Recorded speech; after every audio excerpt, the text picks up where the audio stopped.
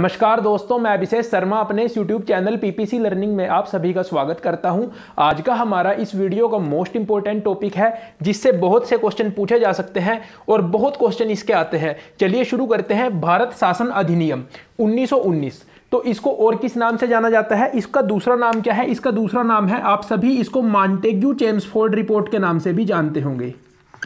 Montagu Chelmsford सुधार। तो इसका ये नाम क्यों पड़ा?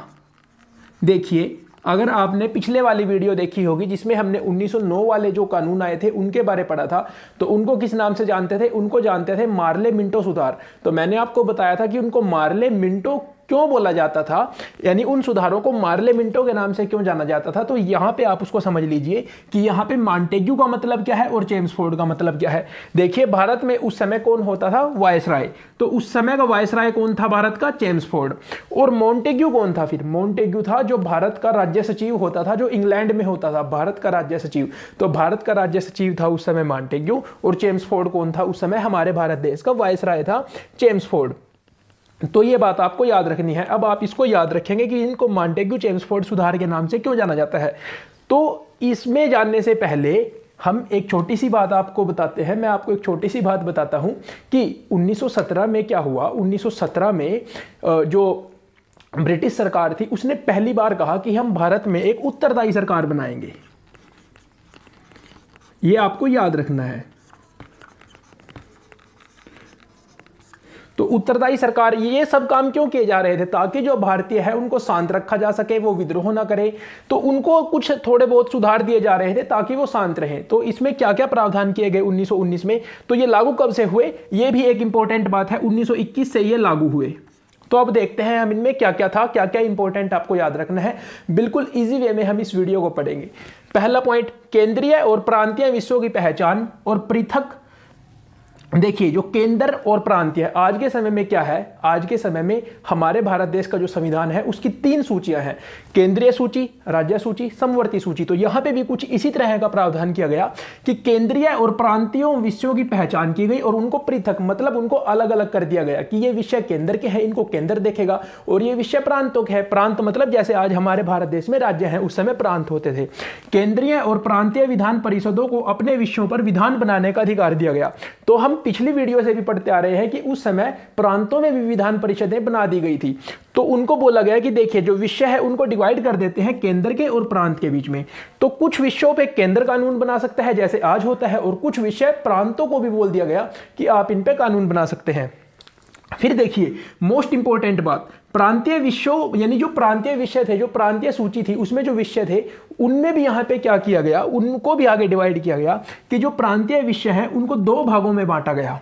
एक थे हस्तांतरित और एक थे आरक्षित।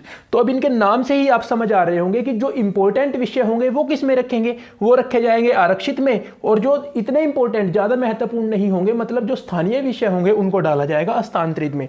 तो अब देखिए, प्रांतों में कौन होता था? देखिए, केंद्र में तो कौन होता था? वायसराय। इस समय कौन था?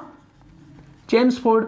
लेकिन प्रांतों में गवर्नर होते थे। हम पिछली वीडियो से ही पढ़ते आ रहे हैं 1773 के रेगुलेटिंग एक्ट से कि प्रांतों में उस समय गवर्नर होते थे। तो हमने एक अधिनियम में पढ़ा था, एक एक्ट में हमने पढ़ा था कि जो गवर्नर होता था उसकी भी क्या होती थी? उसकी भी कार्यपालिका होती थी। तो ये देखिए, जो आरक्षित विषय है और जो हस्तांतरित विषय है, इन पे दोनों पे काम कौन करेगा? इन दोनों पे काम तो गवर्नर ही करेगा। लेकिन यहाँ पे जो डिवाइड किया गया है, बांटा गया है, गवर्नर, जो विधान परिषद के जो सदस्य चुने जाते थे, जो यानी विधान परिषद के चुने हुए सदस्य होते थे, उनकी सहायता से तो कानून बनाए जाते थे हस्तांतरित विषयों पे, और जो आरक्षित विषय होते थे उन पे गवर्नर कानून बनाता था। और गवर्नर इस काम में किसकी हेल्प लेता था? जो उसकी कार्य परिषद होती थी। तो ये यहाँ पे इंपॉर्टेंट है, जो बात आपको याद रखनी है कि यहाँ पे ये जो विषय है इनको भी 2 भागों में बांटा गया कि जो आरक्षित विषय होते थे गवर्नर ही उन पे कानून बनाता था, लेकिन वहां पे जो कार्यपालिका परिषद है उसकी वो सहायता लेता था। लेकिन जो हस्तांतरित विषय होते थे उन पे जो विधान परिषद के चुने हुए सदस्य हैं उनकी सहायता से काम किया जाता था। यानी जो मंत्री होते थे, जैसे आज मंत्री होते हैं, वो उनकी सहायता से उस पर गवर्नर काम करता था। और इंपॉर्टेंट बात, ये जो हस्तांतरित विषय है इन पे जो मंत्री उस समय चुने जाते होंगे वो कानून बनाते थे। का काम किसका होता था, मेन गवर्नर का, लेकिन सहायता मंत्री करते थे। और वो जैसे आज के समय में होता है, जो जैसे हमारे जो मंत्री हैं तो वो किसके प्रति उत्तरदायी हैं, लोकसभा के प्रति उत्तरदायी हैं, और राज्यों में विधानसभा के प्रति उत्तरदायी हैं। तो उस समय उनको कहा गया कि आप विधान परिषद के प्रति उत्तरदायी हैं, लेकिन अगर कार्यपालिका कोई काम करेगी आरक्षित विषयों में तो वो किसी के प्रति उत्तरदायी नहीं है, मतलब प्रांतों में उत्तरदायी नहीं है, लेकिन ऊपर तो जवाब देना पड़ेगा ना वायसराय को।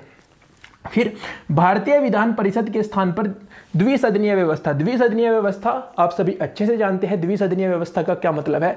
आप इसको बिल्कुल सिंपल भाषा में समझिए कि जैसे आज भारत में 2 सदन है, संसद में राज्यसभा, लोकसभा, तो यहाँ पे भी कुछ इसी तरह का प्रावधान किया गया, लेकिन इनका नाम राज्यसभा और लोकसभा ही था क्या? जी नहीं, इनका नाम राज्यसभा और लोकसभा नहीं था।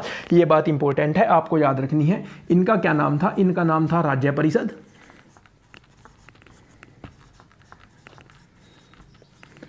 राज्य परिषद किसका नाम होगा? आप सोचिए, राज्य परिषद बिल्कुल आसान है।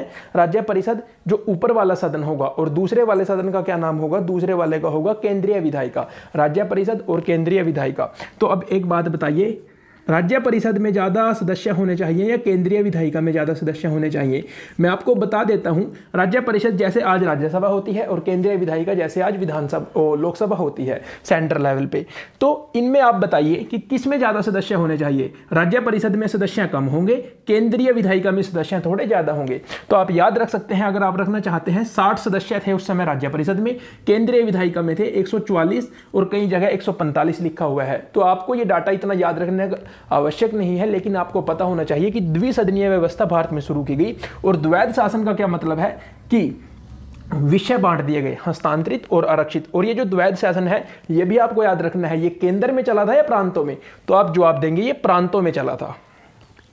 वायसराय की कार्यकारी परिषद के 6 में से 3 सदस्य भारतीय होने चाहिए। तो यहाँ पे ये जो नियम है, भारत शासन अधिनियम जो 1919 है, इसमें प्रावधान किया गया कि जो वायसराय है उसकी जो क्या है, वायसराय की जो कार्यकारी परिषद है उसके जो 6 सदस्य हैं उनमें से आधे सदस्य मतलब 3 सदस्य भारतीय होने चाहिए। लेकिन यहाँ पे एक इंपॉर्टेंट बात है, आपको याद रखनी है, एक कमांडर इन चीफ का पद होता था। कमांडर इन चीफ के पद का जिक्र मैंने सबसे पहली बार कब किया था? 1786 के अधिनियम में, कि जब गवर्नर जनरल कॉर्नवालिस भारत में आया तो उसने शर्त रखी थी कि कमांडर इन चीफ मतलब सेनापति का पद भी मैं रखूंगा।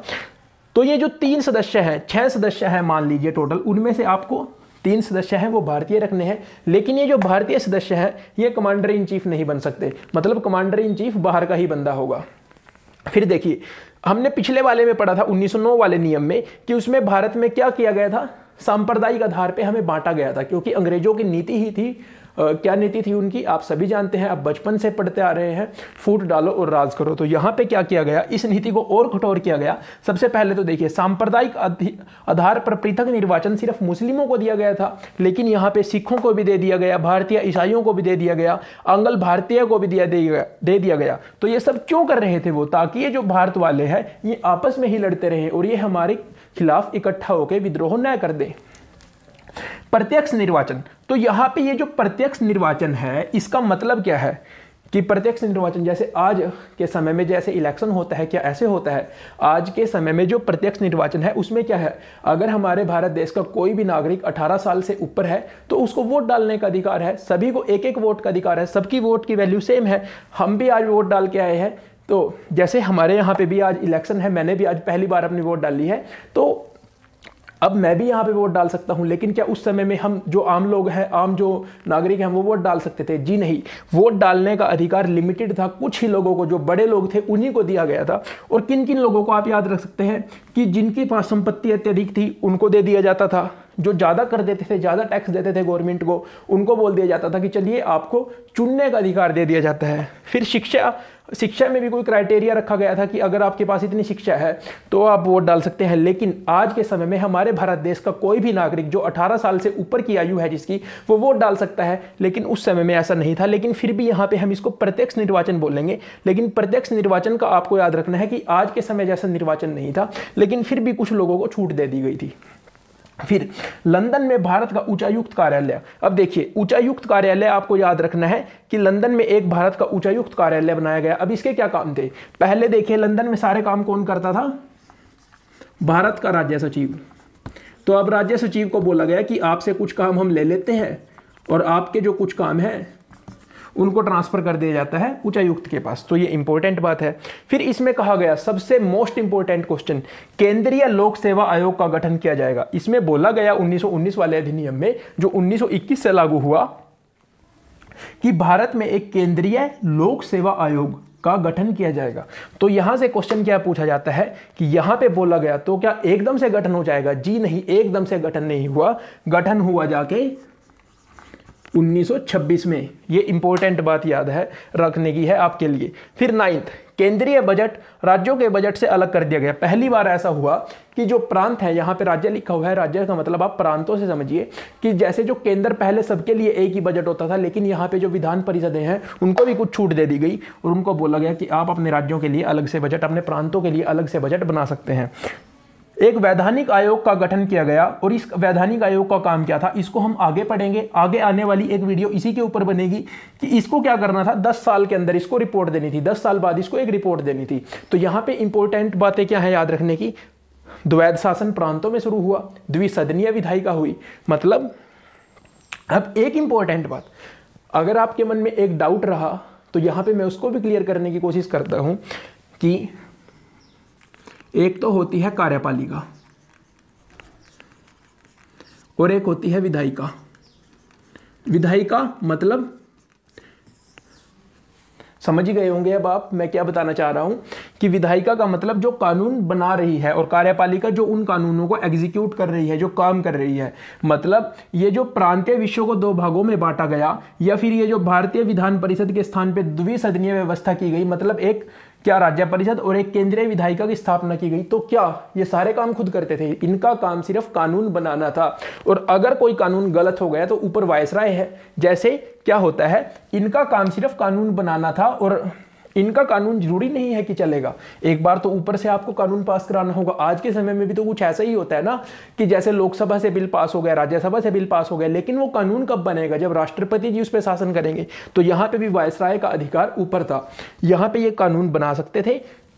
प्रांत ये विषय 2 भागों में बांटे गए, हस्तांतरित और आरक्षित। इनके नाम से ही समझ आ रहा है कि हस्तांतरित में कौन से विषय गए होंगे जो इतने इंपॉर्टेंट नहीं है, और आरक्षित में जो इंपॉर्टेंट विषय है वो थे। और भारतीय विधान परिषद के स्थान पे द्विसदनीय व्यवस्था। ये बिल्कुल सिंपल पॉइंट है, आज से आप इनको रिलेट करके याद रख सकते हैं। आज भी तो कुछ ऐसा ही है ना कि द्विसदनीय व्यवस्था ही तो है भारत में, एक राज्यसभा है, एक लोकसभा है। तो उस समय बस इनके नाम अलग थे, इनके सदस्य अगर आपको याद रखने हैं तो आप रख सकते हैं। अगर आपको आज की वीडियो अच्छी लगी हो तो आप सबसे रिक्वेस्ट है यार, प्लीज़ वीडियो को लाइक जरूर कीजिए, अपने सारे दोस्तों के साथ शेयर कीजिए और चैनल को सब्सक्राइब जरूर कर लीजिए। थैंक यू, मिलते हैं अगली वीडियो में।